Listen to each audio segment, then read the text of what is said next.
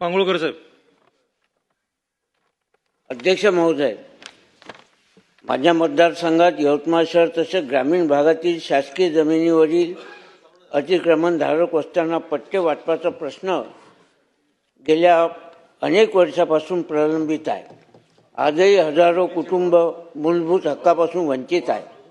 अध्यक्ष महोदय, यवतमाळ शहरात शासकीय जमिनीवरील 1790 व खाजगी जमिनीवरील 747 कुटुंबाचे पट्टे प्रलंबित आहे.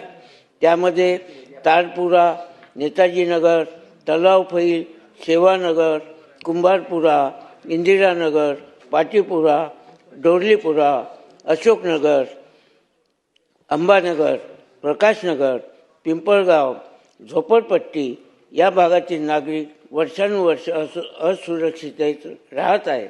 तसेच ठाकूर प्लॉट, बांगरनगर, रविदासनगर, संताजी प्लॉट, गिरीनगर, शिंदेनगर, वंजारी फैल, लोखंडे प्लॉट येथे खाजगी जमिनीवरील रहिवाशांचे प्रश्नसुद्धा गंभीर आहेत. अध्यक्ष महोदय, त्यांना घरकुल, वीज, पाणी, कर्ज, शासकीय योजना या सर्व सुविधापासून मालकी हक्काचा पट्टा आवश्यक आहे.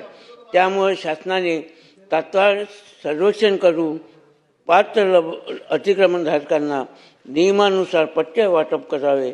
तसेच खाजगी जमिनीवरील प्रकरणामध्ये समन्वय साधून मार्ग काढावा, माझी अशी ठोस मागणी आहे.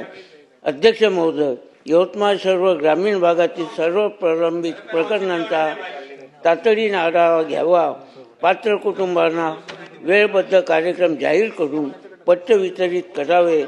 या कामासाठी विशेष मोहीम राबवावी. गरिबांना त्यांच्या हक्काचे घरकुल व मालकी हक्क देणे ही शासनाची जबाबदारी आहे. तरी त्या विषयावर कारवाई करावी.